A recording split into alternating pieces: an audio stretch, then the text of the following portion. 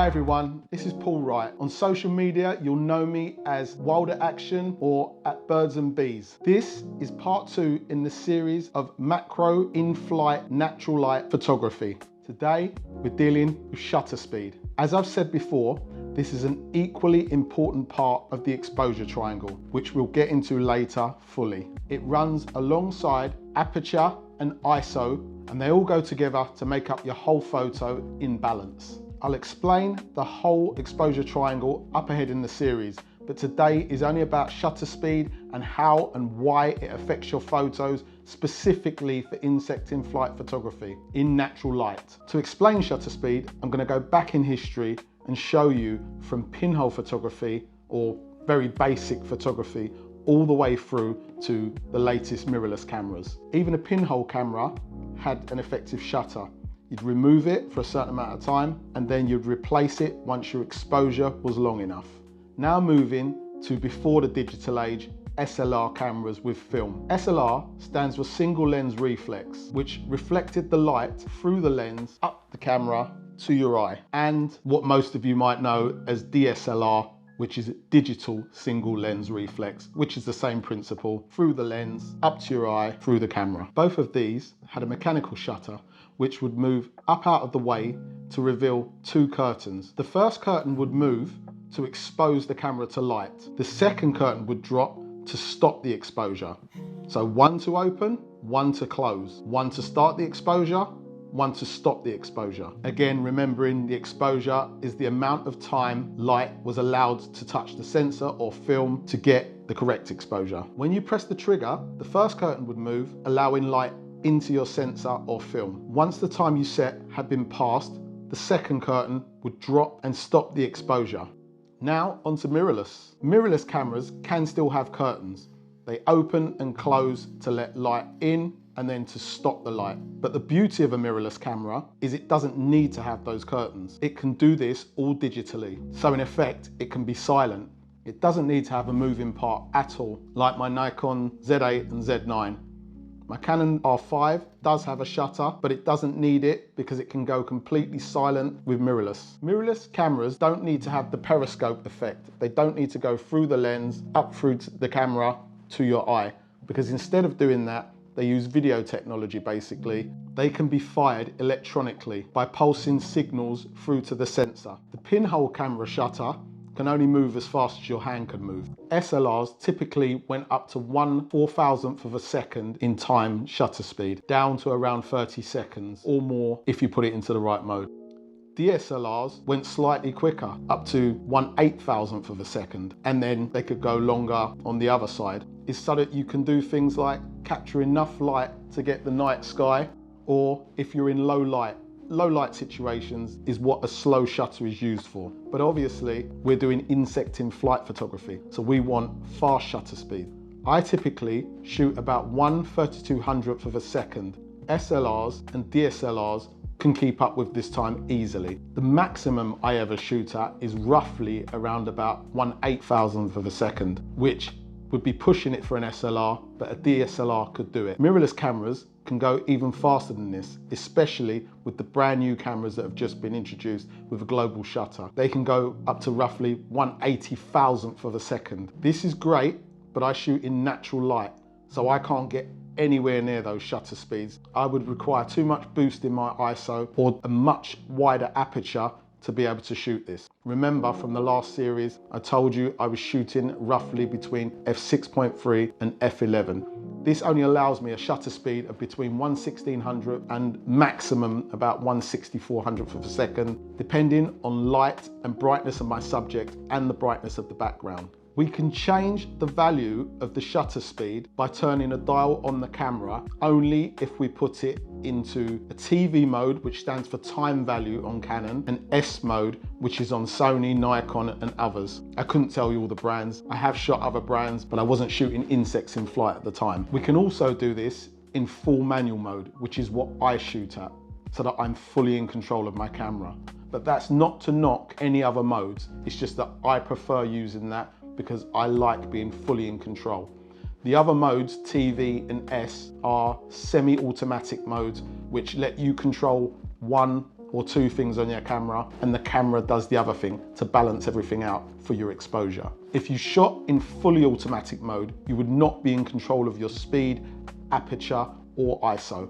The camera would just look for a perfect exposure, which is no good for insects in flight because we need to be in control of something at least. Along with the added shutter speed, because it's going so fast, we can also get extra frames per second, which again, with the advent of mirrorless cameras, takes it to an even higher level, roughly up to around about 40 frames a second now, whereas DSLR's maximum went up to about 16 frames a second, and SLR's even slower.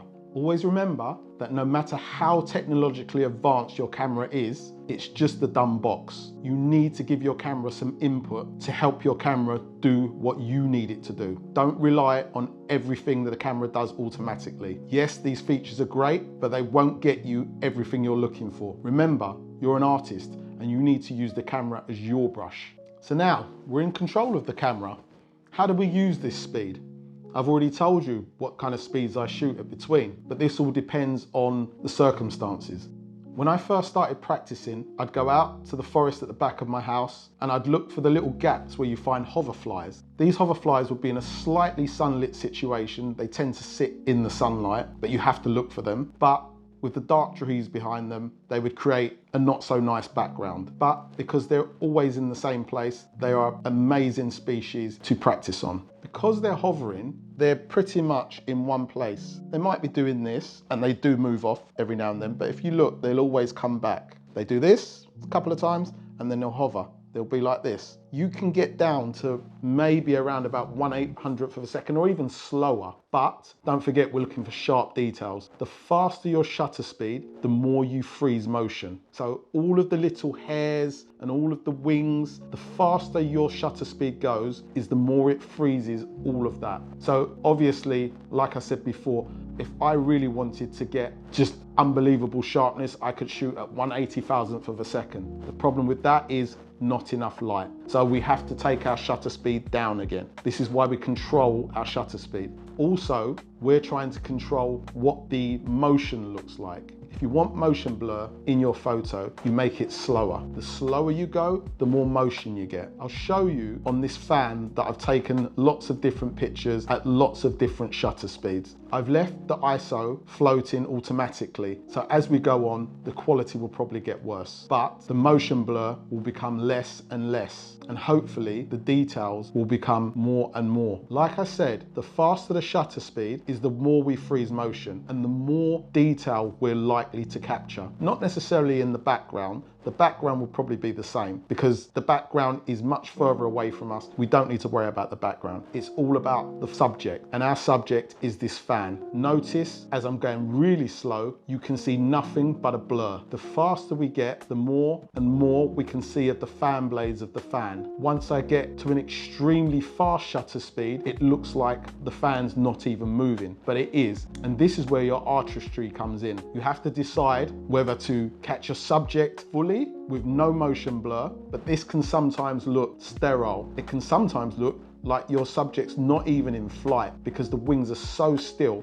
In the past, I've had many people say to me, do you pin your subjects? And obviously they're in flight, so they're not pinned, but it's hard to convey this when you stop every single bit of motion. My first and foremost thing is detail. So I'm not always the best person at conveying motion because more than anything, I want that subject stopped in flight. Secondary is motion, but that's a very hard thing to do because most insects don't fly in a straight line, so they're very hard to pan. I will experiment with this next summer actually with dragonflies and show you what the results I can get. But most insects, especially the fast ones like flies, you'll be lucky to get an in focus shot. So the faster the shutter speed, the better. My actual shutter speed that is my go-to, and I've been using it since I've become good at insects in flight, is 1/3200th of a second. But as per usual, we're artists. We have to play with our photo. So this is not going to be set in stone. You have to learn to experiment.